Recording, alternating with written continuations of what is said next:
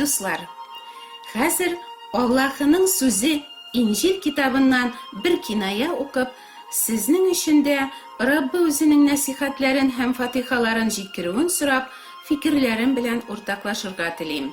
Люк тәкъбир иткән Инҗил 18-нче бүлектән. Үзләрен тәкъва дип санаучы һәм башкаларны түбәнсетүче кайберәүләргә Гайса шушы гыйбрәтле хикәяне сөйләде. Ике кеше дуа кылу өчен Аллаһы йортына кергән. Аларның берсе фарисей, икенчесе салым җыючы икән. Фарисей турып булай дип дуа кылган: "Я Аллаһы, башкалар кебек талаучы да, алдакчы да, зина кылучы да, яки менә бу салым җыючы кебек тә түгел мин. Шуның өчен сиңа шөкер әйтәм. Атнага 2 тапкыр ураза тотам, табышымның 10-нан 1 өлешен гошер садакасы итеп бирәм." Читтәрәк басып торган һәм күзләрен күтәреп күккә карарга да батырчылык итмәгән салым җыючы исә күкрәгенә суга-суга: "Я Аллаһы, мин гөнаһлыга мәрхәмәтле бул", ди икән. Сезгә әйтәм, фарисей түгел, нәкъ менә салым җыючы Аллаһы каршында аклану табып өенә кайтып киткән. Чөнки үзен күтәрүче һәркем түбәнсетелер, үзен түбәнсетүче күтәрелер. Дуа кылу өчен Аллаһы йортына керүченең берсе фарисей, ягъни дин әһеле, икенчесе салым, ягъни налог җыючы булган. Фарисейлар гөнаһлар кылмаска, дини йолалар, гореф-гадәтләр үтәргә, ураза тотарга, изгелекле булып яшәргә тырышканнар. Халык аларны шундый тормыш белән яшәгәннәре өчен яраткан, мактаган. Салым, налог җыючыларны кешеләр яратмаган, чөнки ул заманнарда салым җыючылар йорттан йортка кереп, халыктан идара итүчеләр өчен акча җыйганнар. Үзләренә дә файда калсын өчен алар тиешлесеннән артыгын да ала торган булганнар. Шуңа күрә кешеләр салым җыючыларны талаучылар, кеше рәнҗетеп көн күрүчеләр дип, аларны аеруча гөнаһлы кешеләргә исәпләгәннәр. Менә шундый салым җыючыларның берсе булган Алла йортына керүчеләрнең икенчесе. Башкалар кебек талаучы да, алдакчы да, зина кылучы да, яки бу салым җыючы кебек тә түгел мин, дип дуа кыла башлый фарисей. Игътибар итегез, башкалар кебек ди. Ягъни башкалар талаучы да, алдакчы да, зина кылучы да, фарисей андый түгел, ул әйбәт. Менә бу читтә басып торган салым җыючы кебек тә түгел ул әлбәттә. Җитмәсә, атнасына 2 тапкыр ураза тота, табышының да 10-нан 1 өлешен гошер садакасы итеп бирә икән. Менә шундый яхшы кеше булуына фарисей үз-үзеннән бик канәгать. Аллага да шуның өчен шөкер әйтә. Алла бу яхшы кешедән канәгатьме соң? Аның дугасы Аллаһының күңеленә хуш килгәнме? Алла дин әһеленә: "Бик яхшы, син шундый тырыш, шундый тәкъва, дин тотучы әйбәт кешесең, әлбәттә, мин сине аклыйм", дигәнме?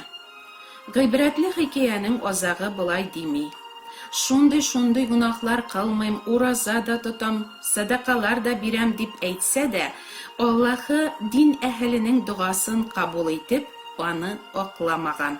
Нишләп алай? Ул бит тырыша, аның кебек булырга кирәк әле күпләргә.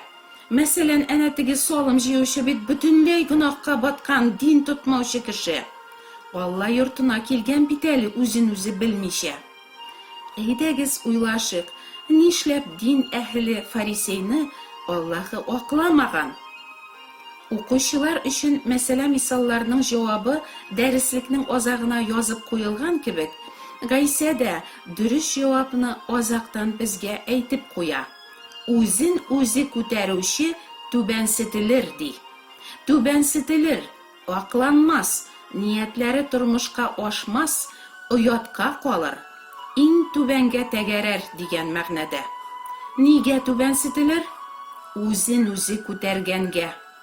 Бу Аллаһының кануны. Үзен үзе күтәрүче һәр кеше мотлак түбәнсетеләчәк. Фарисей үзен үзе ничек күтәргән соң? Аның сүзләре, Аллаһыга кылган дугасы күрсәтеп тора, никадәр ул үзе турында югары фикердә булуын. Мин талаучы түгел, ди ул. Әйе, кеше күрәләтә башка берәүне таламаска да мөмкин. Ләкин мин бер кемне дә бер кайчан да рәнҗетмәдем дип кайсыгыз әйтә алыр? Ә синең үзеңне рәнҗеткәннәре булдымы соң? Бу сорауга мөгаен күпләр, әлбәттә, шундый да явыз кешеләр бар. Алар минем канымны аз ичмәделәр дип җавап бирерләр. Әйе шул, безне рәнҗетәләр, ә без рәнҗетмибез янәсе. Мин алдакчы түгел дип дуга кыла дин әһеле. Ә Алла сүзе әйтә, һәр кеше ялган. Бу ике расламаның кайсысы дөрес дип уйлыйсыз? Зина кылу гөнаһы да миндә юк, ди фарисей. Ә бит зина кылучы ул кеше ире яки кеше хатыны белән фәхишлек итүче генә түгел, ә бәлки күзе белән, кулы белән яки күңеле белән җинси мөнәсәбәткә керүче кеше дә. Шулай ук безнең Аллаһыны яратмавыбыз, аңа гына тугры булмавыбыз рухи зинашылык дип аңлата Алла сүзе. Менә шуннан соң кем үзе турында мин зина кылучы түгел дип әйтә ала? Ялган белән яшәүче кеше генә.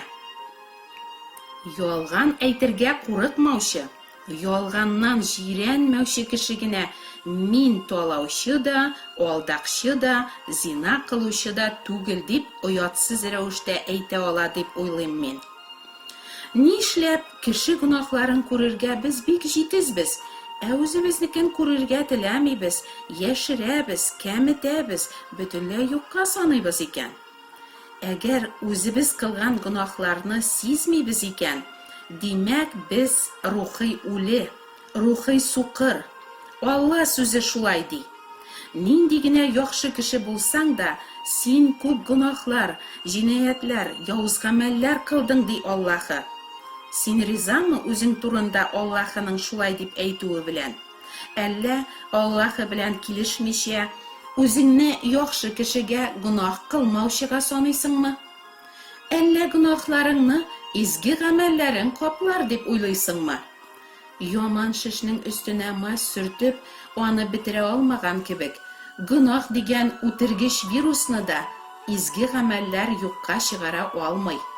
Гөнаһ ширеннән терелү өчен Аллаһы бер генә дәва биргән. Ул Ходай үзе күктән җибәргән изге корбан бәрәне Гайсәнең саф каны гына. Ишеткәнегез бармы? Мин кеше үтермәдем, кеше кесәсенә кермәдем, кеше ирен тартып алмадым дип әйтүчеләр еш очрый. Мондыйлар инде үзләре аклап, нинди яхшы кеше икәнлекләре турында барысына да игълан иттеләр. Үзләрен аклаганга күрә, аларга Аллаһының аклавы кирәк тә түгел. Шуңа күрә алар кызганычка каршы Аллаһының аклавын алмаячаклар да. Изге рух бар кешеләрне дә гөнаһта фаш итә, кешеләрнең намусы аша аларга кагылып, аларны гөнаһлары өчен оялтып, үкенергә, тәүбә итәргә, Аллаһыга борылырга чакыра. Ләкин кеше тәкәбберлек аның йөрәгенә кереп оялаганга күрә, үзенең гөнаһларын танырга да, алардан котылу өчен гөнаһларны кичерүче Гайсәгә ялварырга да теләми. Үзен Гайсәдән башка да коткара алам дип уйлый. Кеше үзен үзе сазлыктан тартып чыгара алмаган кебек, коточкыч явыз көч белән тамукка суыручы гөнаһлардан кеше мәңгедә үзен коткара да, чистарта да алмаячак. Аллаһының сүзе моны һәр кешегә дә изге рух аша аңлатырга тели. Бу гыйбрәтле хәлдән күренүенчә, үзенең яхшылыгына һәм динилегенә таянучы һичкем Аллаһының аклавын һәм җанының тамуктан котылуын ала алмаячак. Чөнки ул үзен үзе күтәрүче тәкәббер. Ул үзенең тәмугка лаек гөнаһлы булуы белән дә, Аллаһының кызгануына, мәрхәмәтенә генә мохтаҗ икәне белән дә ризалашмый. Ул Аллаһыга карышучы, аның сүзләренә ышанмаучы бәндә. Дусларым, сез дә яхшы кеше булуыгызга яки динилегегезгә таянып, Аллаһының аклавыннан мәхрүм калмасагыз иде. Мөмкин чакта Аллаһының мәрхәмәтен кабул итегез. Киләсе чыгышымда, Ходай насыйп итсә, гөнаһларының аклануын алган бер кеше турында сөйләргә телим. Сезгә һәм якыннарыгызга Аллаһының мәрхәмәте килсен. Амин.